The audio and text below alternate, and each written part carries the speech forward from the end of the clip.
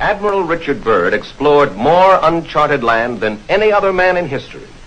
He was a man of action, but he was a man of thought as well, an explorer and a scientist, an adventurer and a philosopher, a complete man, one of the men in history who had to lead the way.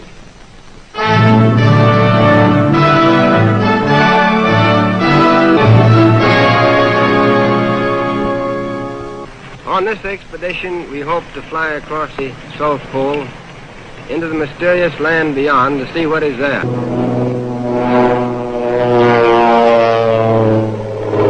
To the cameramen who made this picture, I want to give full credit. They did not hesitate to risk their lives at their job. Now, the North Pole is the center of a deep ocean, whereas the South Pole is a high plateau which averages 7,000 or 8,000 feet in altitude. There is no life whatever beyond the edge of the world. There are no Eskimo. It is too cold for human beings to live there permanently. When we left on this expedition, we were, to put it very mildly, extremely anxious to find out if it existed. Would we be able to find it? And that was the great question. We left on this expedition from the Navy Yard at Boston. Here is our supply ship, the Rupert, just a big unprotected iron ship of 8,000 tons. And here is our icebreaker, the Bear, which we took as a protection for the personnel of the Rupert, and also to use exploring in dangerous ice areas. We took with us this time 150 Eskimo dogs, and more than 14,000 different kinds of items for 2 years away from civilization, where there were no supply depots around the corner. Day followed day, week followed week, as we penetrated the great Pacific. We headed straight south, and here we have an ordinary unprotected iron ship, sailing in seas no ship had ever been in before since the world began. It wasn't that we were any better than our predecessors. We simply had a more open ice here. We bucked the ice till we were finally stopped by an impossible pack. Impossible, at least, for the Rupert. But we wanted to see what was beyond the horizon. That's what we came for. And for that purpose, we had another string to our bow, aviation. We retreated a few miles and managed to find an open lake in the ice field. So we proceeded to put the plane overboard.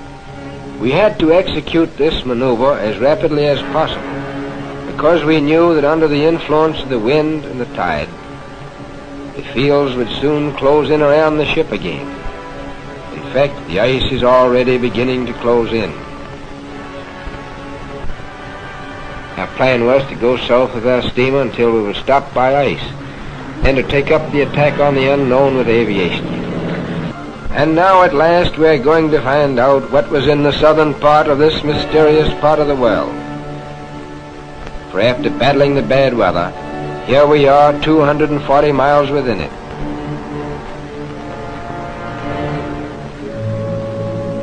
We came to this strange phenomenon, ice islands.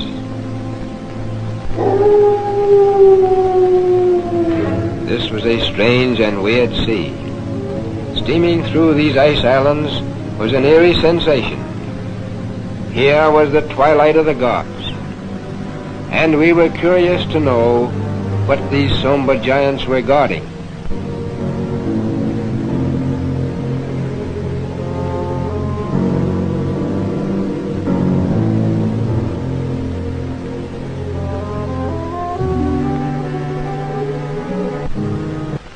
At long last, the dice fell our way, for the elements acted in our favor. The wind and the tide, which had closed the ice in around us, finally opened the pack so that we could break our way into more open sea. We had added nearly 500,000 square miles to the Pacific Ocean. And here is our journey's end. At length we sighted that great natural phenomenon, the ice barrier.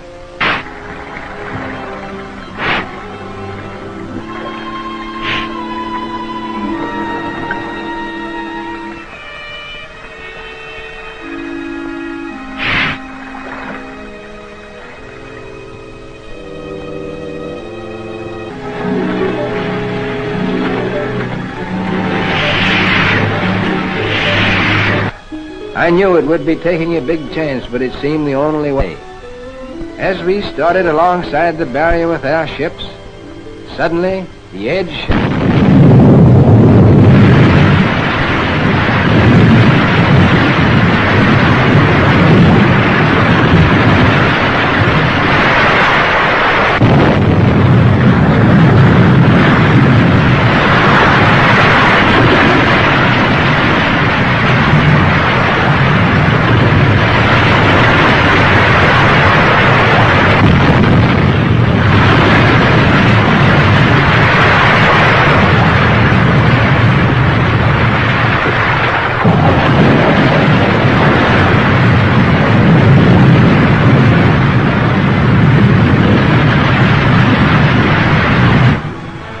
Enough of ice falling to sink a fleet of ships.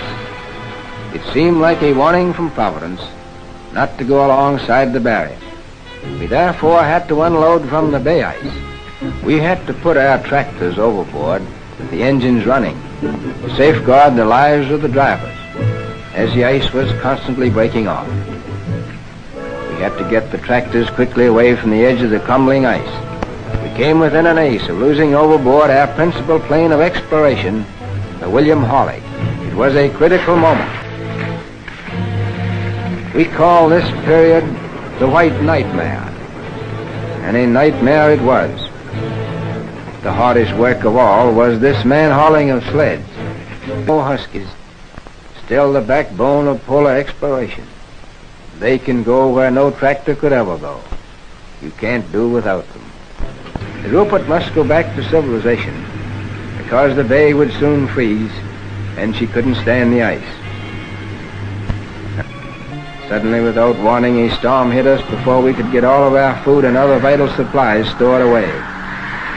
And all hands had to work frantically throughout the storm to prevent the loss of food boxes under deep snowdrifts. The storm lasted for many hours.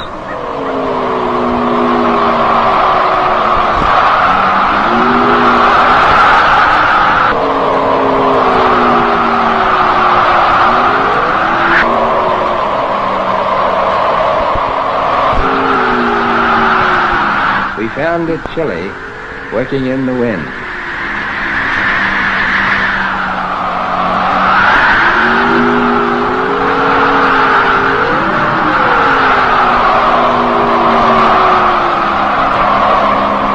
The honor of leading this expedition belongs to Admiral Richard Byrd. It is a gratifying experience for this 58-year-old explorer, who in the past had to raise his own funds for exploration, and who now has the resources of the United States Navy at his command. In 1955, 2 years before his death, Admiral Richard Byrd departs on his 5th and last expedition. But it's not simply an unknown continent or a distant ocean that lures adventurers like Richard Byrd. As he put it, here is a door ajar through which one may escape from the noise and chaos of civilization into the solace and harmony of the cosmos, and for a moment be part of it.